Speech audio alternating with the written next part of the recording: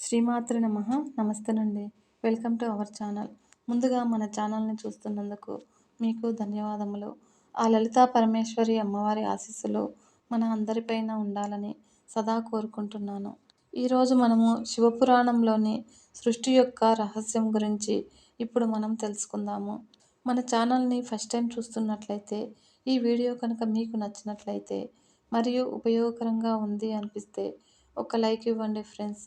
మరియు మన ఛానల్ని సబ్స్క్రైబ్ చేసుకొని మరింత ముందుకు తీసుకెళ్లగలరని ఆశిస్తున్నాను.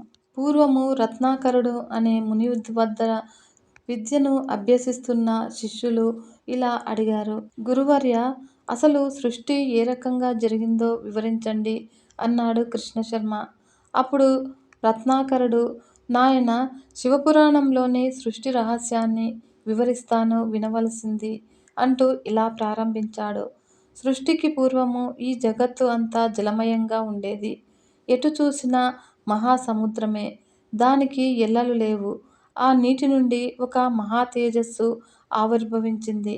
క్రమంగా ఆ కాంతిపుంజము ఒక రూపు దాల్చింది. తేజోమయమైన ఆ కాంతిపుంజమే పరబ్రహ్మము. అదే పరమశివుడు. ఆ పరబ్రహ్మ సృష్టి చేయాలి అని సంకల్పించిన వాడై తన శరీరంలోని ఎడమ భాగము నుండి ప్రకృతి స్వరూపిణిని కల్పించాడు. ఆమెనే ఆదిశక్తి, పరాశక్తి, జగన్మాత. శక్తి ఆవిర్భవించిన తరువాత పరమేశ్వరుడు సృష్టి ప్రారంభించాడు. మొదటగా పరమేశ్వరుడు ప్రకృతి స్వరూపమైన ఆదిశక్తిని తమ వామాంకము పైన ఆసీనురాలిని చేసి ఆమెను కౌగిలించుకొని విహారానికి బయలుదేరాడు. ఆ సమయంలో పరమేశ్వరుని సంకల్పం వల్ల నీలమేఘ శ్యాముడు, 4 చేతులు కలవాడు, ఆ చేతుల యందు శంఖ, చక్ర, గదా పద్మములను ధరించినవాడు, లక్ష్మీదేవితో కూడినవాడు అయిన శ్రీమన్నారాయణుడు ఉద్భవించాడు. పరమేశ్వరుడు అతడికి పట్టు వస్త్రములు, మణిమయ కిరీటము, కౌస్తుభము ప్రసాదించాడు. విష్ణువు పీతవస్త్రములు ధరించినవాడు కాబట్టి పీతాంబరుడు, లక్ష్మీ సమేతుడు కాబట్టి మాధవుడు, విశ్వవ్యాప్తి కాబట్టి విష్ణువు, సృష్టికి ముందుగా పుట్టాడు కాబట్టి పురుషోత్తముడు అని ప్రసిద్ధి చెందాడు. పరమేశ్వరుడు నారాయణుడికి ఓం నమఃశివాయ అనే పంచాక్షరి మహామంత్రాన్ని ఉపదేశించి, నారాయణ, సర్వకాల సర్వావస్థల యందును ఈ మంత్రాన్ని జపించు. ఈ జగత్తు సృష్టిలో నీదే ప్రాముఖ్యత పాత్ర అని చెప్పాడు. అప్పుడు విష్ణుమూర్తి సముద్రంలో వటపత్రం మీద శయనించి పంచాక్షరి మంత్రజపము చేస్తుండగా అశరీరవాణి, ఓయి నారమునందుండుట చేత నీవు నారాయణుడవు అవుతావు అని పలికింది. నారము అనగా నీరు, జ్ఞానము అని అర్థము. అందుకే శ్రీమన్నారాయణుడు జ్ఞాననిధి. ప్రకృతి త్రిగుణాత్మకమైనది అనగా సత్వ, రజ, తమో గుణములతో కలిసి ఉన్నది. పరబ్రహ్మ రూపమగు తన వీర్యమును, గుణచంచలమును లేనప్పుడు ప్రకృతి యొక్క యోనియందుంచాడు. దీనివల్ల మహాతత్వము పుట్టింది. మహాతత్వము వికారము పొందుట వల్ల అహంకారము జనించింది. ఈ రకముగా అవ్యక్తమైన పరబ్రహ్మ నుండి మహాతత్వము, అహంకారము వచ్చినాయి. అహంకారము నుండి పంచ తన్మాత్రలు అంటే శబ్ద, స్పర్శ, రూప, రస, గంధాలు, వాటి నుండి పంచభూతాలు, పృథ్వీ, జలము, తేజస్సు, వాయువు, ఆకాశము, వాటి నుండి జ్ఞానేంద్రియాలు, కర్మేంద్రియాలు, మనస్సు, బుద్ధి, చిత్తము ఉద్భవించినాయి. ఇప్పుడు శ్రీ మహావిష్ణువు సృష్టి చేయగోరి వేదములు 24 తత్వములు, త్రిగుణములను ఒక్కసారిగా స్మరించాడు. ఆ సమయంలో అతని నాభి నుండి మహాపద్మము ఒకటి ఆవిర్భవించింది. అందులో 5 ముఖాలతో బ్రహ్మ సరస్వతీ సమేతుడై ఉన్నాడు. అప్పుడు బ్రహ్మ తమోగుణ ప్రధానుడు. కనుచూపు మేరలో బ్రహ్మకు జలము తప్ప ఏదీ కనిపించలేదు. అప్పుడు పరమేశ్వరుని ఆజ్ఞపై ఓంకార జపం చేయటం మొదలుపెట్టాడు. బ్రహ్మ తపస్సుకు మెచ్చి లక్ష్మీనారాయణుడు ప్రత్యక్షమైనాడు. విష్ణువును చూసి బ్రహ్మ, నీవు ఎవరు, ఇచ్చటికేల వచ్చితివి అని అడిగాడు. దానికి నారాయణుడు, కుమారా, జగత్తును సృష్టించాలనే కోరికతో ముందుగా నాభి కమలము నుండి నిన్ను సృష్టించాను. సృష్టికి ఆధారమైన వేదములను నీకు ప్రసాదిస్తున్నాను. నీకే వరం కావాలో కోరుకో అని అన్నాడు. ఇప్పుడు తమోగుణ ప్రధానుడైన బ్రహ్మ, నేను స్వయంభువును, ఆదిపురుషుడను, నా పుట్టుకకు కారణం నువ్వు ఎలా అవుతావు అని అడిగాడు. విష్ణువు ఎంతగా నచ్చజెప్పాలని ప్రయత్నించినా బ్రహ్మ వినలేదు. దాంతో విష్ణువు పరమేశ్వరుణ్ణి ప్రార్థించాడు. అప్పుడు పరమేశ్వరుడు ఓంకారనాదం చేస్తూ జ్యోతిర్లింగ రూపంలో బ్రహ్మ విష్ణువుల మధ్య ఉద్భవించాడు. ఆ లింగాన్ని చూసి బ్రహ్మ విష్ణువులు అమితాశ్చర్యము పొందారు. ఆ లింగానికి తుది మొదలు కనిపించలేదు. జ్యోతిర్లింగానికి ఆద్యంతములు కనుగొన్నవాడే అధికుడు అని నిర్ణయించుకున్నారు తండ్రి కుమారులు. విష్ణువు యజ్ఞ వరాహ రూపంలో అధోముఖంగాను, బ్రహ్మ హంసవాహనం మీద ఊర్ధ్వముఖంగాను ప్రయాణం చేశారు. ఇలా వందల సంవత్సరాలు గడిచాయి. కానీ బ్రహ్మ విష్ణువులు ఆ లింగము యొక్క ఆద్యంతములు తెలుసుకోలేకపోయారు. అప్పుడు ఆ ఇద్దరు ఇంతకాలమైనా జ్యోతిర్లింగము యొక్క తుది మొదలు కనుక్కోలేకపోయాము. మనలో ఎవరు గొప్ప అనేది తేలలేదు. కాబట్టి ఇద్దరము కలిసి ఆ పరమేశ్వరుణ్ణి ప్రార్థిద్దాము అనుకొని పరమేశ్వరుణ్ణి భక్తి శ్రద్ధలతో పరిపరి విధాలా ప్రార్థించారు.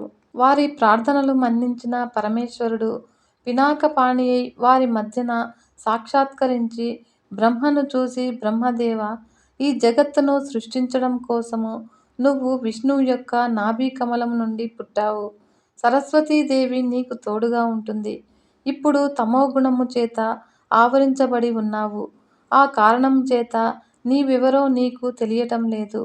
విష్ణుమూర్తి ఇచ్చిన వేదాల ఆధారముగా చేసుకుని సృష్టి కార్యక్రమమును కొనసాగించుము అన్నాడు. తమోగుణుడైన బ్రహ్మ పరమేశ్వరుని లెక్క పెట్టలేదు. అంతేకాకుండా నేను సృష్టికర్తను, నాకు 5 ముఖాలు ఉన్నాయి, మరి నాకు 5 ముఖాలు ఎందుకున్నాయి అన్నాడు. దానికి పరమేశ్వరుడు కోపించి ఎడమ చేతి చిటికెన వ్రేలి గోటితో బ్రహ్మ యొక్క 5వ తలను ఖండించివేశాడు. బ్రహ్మను తమోగుణం వదిలిపోయింది. చేసిన తప్పు తెలుసుకొని క్షమించమని పరమేశ్వరుని వేడుకొన్నాడు. పరమేశ్వరుడు ప్రసన్నుడై, బ్రహ్మదేవ, వేదాలను తీసుకో, ఆ విజ్ఞానము వల్ల సృష్టి ప్రారంభించు. బ్రహ్మదేవుడవైన నీవు సృష్టికర్తవు, విష్ణుమూర్తి స్థితికర్త. నేను రుద్రుని రూపంలో లయము కావిస్తాను. మనమే త్రిమూర్తులము. మనము 3 రూపాలలో ఉన్నప్పటికీ మనము భేదభావాలుండము. నేను శివుడను, శంభువుడను, మహేశ్వరుడను అని అనేక పేర్లతో పూజింపబడుతూ ఉంటాను. నేను 12 స్థానాలలో జ్యోతిర్లింగ రూపంలో వెలిసి పూజింపబడతాను అని చెప్పి అంతర్ధానమయ్యాడు. ఆ తరువాత బ్రహ్మదేవుడు ఈ జగత్తును ఏ విధంగా సృష్టించి చేశాడో చెబుతాను వినండి. బ్రహ్మ సరస్వతి సమేతుడై పద్మాసనం మీద కూర్చొని ఉన్నాడు. ఆ నీటిలో ఒక అండము తేలుతూ వచ్చింది. దాని నుండి ఓంకారము వినిపిస్తూ ఉంది. బ్రహ్మ ఆ అండములో ప్రవేశించి తమోగుణ ప్రధానమైన శరీరాన్ని వదిలి 4 ముఖాలు కలిగిన శరీరాన్ని ధరించాడు. బ్రహ్మ వదిలిన తమమే రాత్రి అనబడుతుంది. బ్రహ్మ ముఖం నుంచి పరమేశ్వరుని అనుగ్రహం వల్ల ఓంకారము వచ్చింది. దాని నుంచే భూలోక, భువర్లోక, సువర్లోకాలు పుట్టాయి. తరువాత సూర్యుడు, తపము, సత్యము మొదలైనవి ఏర్పడ్డాయి. బ్రహ్మ యొక్క తూర్పు ముఖం నుంచి ఋగ్వేదము, దక్షిణ ముఖం నుంచి యజుర్వేదము, పశ్చిమ ముఖం నుండి సామవేదము, ఉత్తర ముఖం నుండి అథర్వణ వేదము వచ్చినాయి. ఈ సృష్టి అంతా ఋగ్వేదాన్ని అనుసరించి జరిగింది. ప్రకాశవంతుడైన సూర్యుడే ఓంకార స్వరూపుడైన పరబ్రహ్మ. సూర్యుని వేడికి నీరంతా ఎండిపోయింది. గుడ్డు పైభాగమున ఆకాశము, క్రింది భాగమున భూమి అయినాయి. బ్రహ్మ మొదటగా సనగ, సనందన, సనత్కుమార, సనత్ సుజాతలను సృష్టించారు. వారు ఈ సృష్టి కార్యమునకు విముఖులై తపోవనానికి వెళ్ళిపోయారు. అది చూసి విచారములో మునిగిపోయాడు బ్రహ్మ. అప్పుడు విష్ణువు, రుద్రుడు అక్కడికి వచ్చి సృష్టి కార్యంలో తాము కూడా సహాయపడతామని చెప్పగా శ్రీమన్నారాయణుడు బ్రహ్మ సరస్వతులకు సత్యలోకము, లక్ష్మీనారాయణులకు వైకుంఠము, ఉమామహేశ్వరులకు కైలాసము నివాస స్థానాలుగా ఏర్పాటు చేశాడు. అప్పుడు విష్ణువు పంచాక్షరి మంత్రాన్ని, శివుడు అష్టాక్షరి మంత్రాన్ని, బ్రహ్మ ఓంకారాన్ని జపించారు. ఆ సమయంలో బ్రహ్మ మానసపుత్రులైన ప్రజాపతులు ఉద్భవించారు. వీరు 21 మంది. వారు బ్రహ్మ, మనువు, దక్షుడు, భృగువు, ధర్ముడు, యముడు, సురీచి, అంగీరసుడు, అత్రి, పులస్త్యుడు, పులహుడు, క్రతువు, కశ్యపుడు, వశిష్ఠుడు, పరమేష్ఠి, సూర్యుడు, సోముడు, కర్దముడు, క్రోధుడు, అర్వాకుడు, ప్రీతుడు. వారిలో దక్ష ప్రజాపతికి 64 మంది కుమార్తెలు. వీరిలో అదితి, దితి, వినత, కద్రువ, శ్యస, ముని ఇలా అనే 10 మందికి కశ్యపునకిచ్చి వివాహం చేశాడు. కశ్యపుడికి అదితియందు ఇంద్రాది దేవతలు, దితియందు దైత్యులు, వినతకు అనూరుడు, గరుత్మంతుడు, కద్రువకు సర్పములు, సస్యకు పక్షులు, మునికి గంధర్వులు, అరిష్టకు అప్సరసలు, మాతంగికి ఐరావతము, తామ్రకు పక్షులు, ఇలకు వృక్షములు జన్మించాయి. ఇంద్రాది దేవతలు సత్యధర్మ పరాయణులు. ఇంద్రునికి స్వర్గాధిపత్యాన్ని ఇచ్చారు. దేవతలు అతడికి వేద కర్మలయందు అధికారము, యజ్ఞయాగాదులలో ఆవిర్భావము ఇచ్చారు. ఇక దైత్యులు అధర్మపరులు, అసూయాపరులు. వీరికి కీకారణ్యములు, కొండ గుహలు నివాస స్థానములైనాయి. మిగిలిన వారికి వారి స్వభావముననుసరించి నివాసము కల్పించబడింది. బ్రహ్మ యొక్క అంశతో స్వయంభువైన మనువు జన్మించాడు. పద్మగంధి, శతరూప అతని భార్యలు. స్వయంభువునకు అగ్రీయుడు, ప్రియవ్రతుడు, ఉత్తానపాదుడు కుమారులు. రాకూతి, దేవహూతి, ప్రసూతి కుమార్తెలు. రాహూతికి రుచితోనూ, దేవహూతికి కర్దమునితోనూ, ప్రసూతికి దక్షునితోనూ వివాహం జరిగింది. ఈ రకంగా దక్ష ప్రజాపతి కుమార్తెలు తమ భర్తలతో కలిసి 3 లోకాలలోనూ జీవరాశిని ఉత్పత్తి చేశారు. ఈ విధంగా దక్ష ప్రజాపతి సంతతి వలన పిపీలికాది బ్రహ్మ పర్యంతరము 64 లక్షల జీవరాశులు జన్మించినాయి అంటూ సృష్టి రహస్యాన్ని తన శిష్యులకు వివరించాడు రత్నాకరుడు. రత్నాకరుడు ఇంకొక కథ గురించి శిష్యులకు వివరించాడు. నాయనలారా, తెలిసిగాని తెలియకగాని పరమేశ్వరుణ్ణి ఆరాధించినట్లయితే ఆ భక్తులను ఈశ్వరుడు చల్లగా చూస్తాడు. దీనికి ఉదాహరణగా ఒక కథ చెబుతాను వినండి అని పూర్వకాలంలో మాంపిల్యుడ నగరంలో యజ్ఞదత్తుడనే బ్రాహ్మణుడు ఉండేవాడు. ఆయన వేదాంగ విదుడు, శాస్త్రవేత్త, పరమనిష్ఠాగరిష్ఠుడు. రాజాదరణతో పాటు ప్రజలను మన్ననలను కూడా పొందాడు. సదాచార సంపన్నుడు అని పేరు తెచ్చుకున్నాడు. అతని భార్య సోమిదమ్మ, భర్తకు తగిన భార్య. వీరి కుమారుడు గుణనిధి. ఒకడే కుమారుడు కావటం చేత అతన్ని అల్లారు ముద్దుగా పెంచారు. పిల్లవాడికి 7వ ఏడు రాగానే ఉపనయనం కూడా చేశారు. విద్యాభ్యాసానికి పంపారు. కాని అతడు చదువు సంధ్యలు మాని సోమరియై చెడు స్నేహాలకు అలవాటు పడ్డాడు. ఈ విషయం తెలిసిన ఒక్కగానొక్క కొడుకు కావటంతో తల్లి గారాబం చేస్తూ ఉండేది, దండించేది మాత్రం కాదు. రాజుగారి కొలువు, పండిత చర్చలతోనే తండ్రికి కాలం సరిపోయేది. కుమారుణ్ణి గురించి పట్టించుకునేవాడు కాదు. గుణనిధి క్రమంగా పెరిగి పెద్దవాడైనాడు. అతడితో పాటే అతడి చెడు అలవాట్లు కూడా పెరిగినాయి. దుర్జన సాంగత్యము, మద్యపానము, జూదము వంటి వ్యసనాలు అతనికి అలవడ్డాయి. రాత్రి పగలు లేదు. ఎప్పుడో ఇంటికి వచ్చి అన్నం తిని పోయేవాడు. ఒకవేళ ఎప్పుడైనా తండ్రి కుమారుణ్ణి గురించి అడిగితే వేదాధ్యయనంలో తీరిక లేకుండా ఉన్నాడు అని చెప్పేది తల్లి. కుమారుడు ఇంటికి వచ్చినప్పుడు కంటతడి పెట్టుకునేది తల్లి. చెడు తిరుగుళ్ళు మాని చదువుకోమని చెప్పేది. కాని అతడు వినేవాడు కాదు. కాని పుత్రప్రేమతో అతడు అడిగినంత డబ్బు ఇచ్చి పంపేది.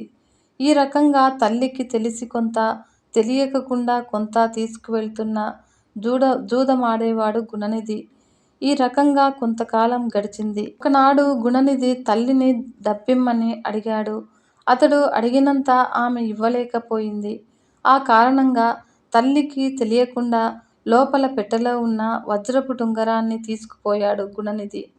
గుణనిధి ఆ ఉంగరాన్ని జూదంలో ఓడిపోయాడు. గెలిచినవాడు ఆ ఉంగరాన్ని తీసుకుని రాజవీధిలో పోతుండగా యజ్ఞదత్తుడు చూశాడు. తన ఉంగరము అతడి చేతికి ఎలా వచ్చింది? వెంటనే అతన్ని నిలువరించి, ఈ ఉంగరము నీకెక్కడిది? ఎవరిచ్చారు? నిజం చెప్పకపోతే రాజాస్థానానికి తీసుకుపోతాను అని అన్నాడు. ఆ మాటలకు భయపడ్డ జూదరి నిజం చెప్పేశాడు. అతడి మాటలు వినగానే ఆశ్చర్యం కలిగి అలాగే నిలిచిపోయాడు యజ్ఞదత్తుడు. అతడికి ఇవ్వవలసిన బాకీ చెల్లించి ఆ ఉంగరాన్ని తీసుకుని ఇంటికి వచ్చాడు. ఇంటికి రాగానే కాళ్ళకు నీళ్ళిచ్చింది భార్య. యజ్ఞదత్తుడు హతాశుడై నేలమీద కూలబడ్డాడు. అతడి కళ్ళు బైర్లు కమ్మినాయి. భార్య అతని కాళ్ళు కడిగి, నాథా, నీ విచారానికి కారణమేమి అని అడిగింది. అప్పుడు యజ్ఞదత్తుడు కొద్దిగా తేరుకుని, రాజుగారు నాకు బహూకరించిన వజ్రపుటుంగరం ఏది అని అన్నాడు.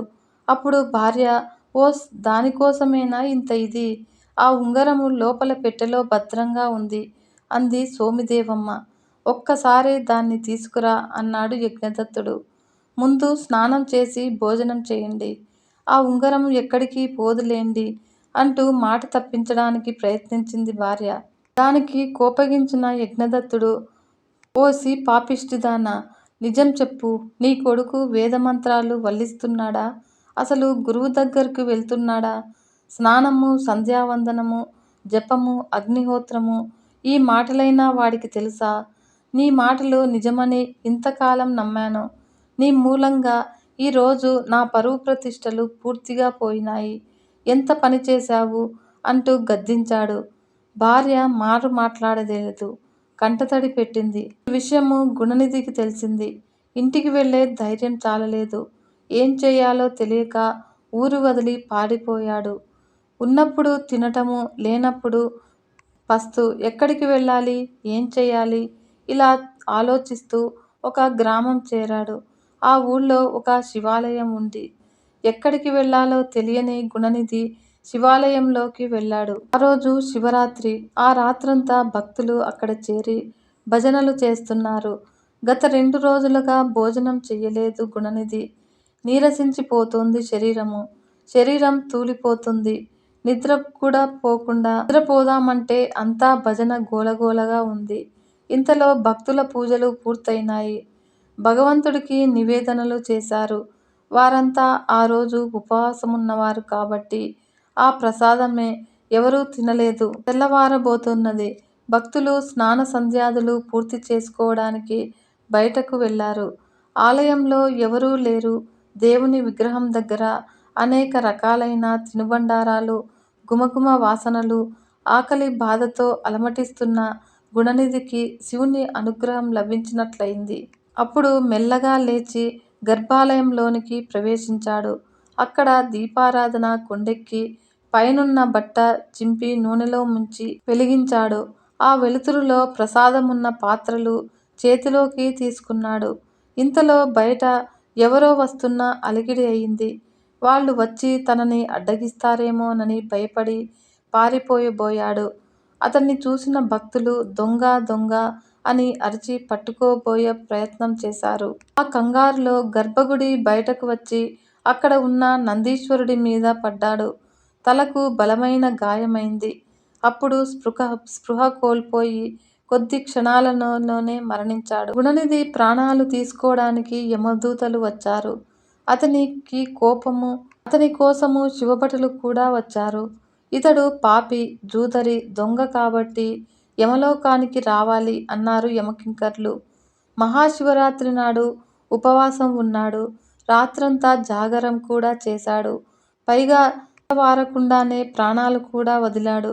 కాబట్టి కైలాసానికి రావాలి అన్నారు శివభటులు. ఈ రకంగా వీరి మధ్య వాదోపవాదాలు జరుగుతుండగా ఆకాశం నుండి దివ్య విమానం ఒకటి వచ్చింది. అప్పుడు శివదూతలు, ఓ యమభటులారా, లోకంలో ఎవరైనా సరే తెలిసిగాని తెలియకగాని శివరాత్రి ఉపవాసం ఉండి జాగారము చేసినట్లయితే వారికి కైలాస ప్రాప్తి కలుగుతుంది. ఇతడు ఆ 2 పనులు చేశాడు. పైపెచ్చు శివరాత్రి రోజున మరణించాడు. కాబట్టి ఇతడికి శాశ్వతంగా కైలాసంలో ఉండే యోగ్యత లభించింది. అందుచేత గుణనిధిని కైలాసానికి తీసుకుపోతున్నాము అంటూ అతన్ని దివ్య విమానం ఎక్కించి కైలాసానికి తీసుకొని పోయారు. గుణనిధి కైలాసంలో చాలా కాలం ఉండి తరువాత కళింగ దేశపు రాజకుమారుడిగా జన్మించాడు. తండ్రి తరువాత ఇతడే రాజైనాడు. ఇతని పేరు ఆరిందముడు. ఇతడు గొప్ప శివభక్తుడు. శివాలయాలు కట్టించాడు. యజ్ఞయాగాదులు చేశాడు. పండితులకు అగ్రహారాలు దానం చేశాడు. శివకేశవులకు భేదం లేదు అని ప్రచారం చేశాడు. నిత్య అన్నదానం కూడా చేశాడు. చివరకు అవసాన కాలంలో అష్టాక్షరీ మంత్రాన్ని జపిస్తూ ప్రాణాలు వదిలాడు. బ్రహ్మ మానసపుత్రుడు పులస్త్యుడు. అతని కుమారుడు విష్ణువు. విష్ణువు భరద్వాజుని కుమార్తె దేవర్షిని వివాహమాడాడు. ఆరిందముడు మరణించిన తర్వాత స్వర్గ సుఖాలను అనుభవించి దేవదర్శి గర్భాన వైశ్రావణుడుగా జన్మించాడు. ఇతడే కుబేరుడు. కుబేరుని అందచందాలు బలపరాక్రమాలు చూసి ముచ్చటపడి పాతాళలోకంలో ఉన్న సుమతి కుమార్తె కైకసిని పిలిచి, నువ్వు ఏ రకంగానైనా సరే విష్ణువుని వివాహమాడి అతడి వల్ల కుబేరుని వంటి కుమారుణ్ణి కనవలసింది అని అన్నాడు. తండ్రి మాట శిరసావహించిన కైకసి విష్ణువు వద్దకు వెళ్ళింది. ఆమె మనోభీష్టాన్ని గ్రహించిన మహర్షి ఆమె కోర్కెను మన్నించాడు. అది సంధ్య కావటం చేత ఆమెకు రాక్షసులు జన్మించారు. వారే రావణ, కుంభకర్ణాలు. కుబేరుడు శివుని గురించి తపస్సు చేసి వరాలు పొందారు. విశ్వకర్మ లంకా నగరాన్ని నిర్మించి కుబేరుడికి ఇచ్చాడు. రావణుడు కుబేరుడిని ఓడించి లంకా నగరాన్ని స్వాధీనం చేసుకున్నాడు. కుబేరుడు కాశీనగరము చేరి అన్న పానీయాలు విసర్జించి శివుని గురించి ఘోర తపస్సు చేశాడు. అతని తపస్సుకు మెచ్చిన శివుడు అలకాపురి పట్టణాన్ని ఇచ్చాడు. అందులో చైత్రరథము అనే మనోహరమైన ఉద్యానవనాన్ని నిర్మించాడు. కుబేరుణ్ణి యక్షకుల నాయకుడిగా చేశాడు. నవనిధులకు అధిపతిగా చేశాడు. ఈ రకంగా గుణనిధి చెడ్డ పనులు చేసినప్పటికీ ఈశ్వరానుగ్రహం వల్ల కుబేరుడైనాడు అంటూ వివరించాడు రత్నాకరుడు. తెలుసుకున్నారు కదా ఫ్రెండ్స్, శివపురాణంలోని కథల గురించి. ఓం నమః శివాయ. సర్వే జనా సుఖినో భవంతు. లోకా సమస్త సన్మంగళాని భవంతు. నమస్తే.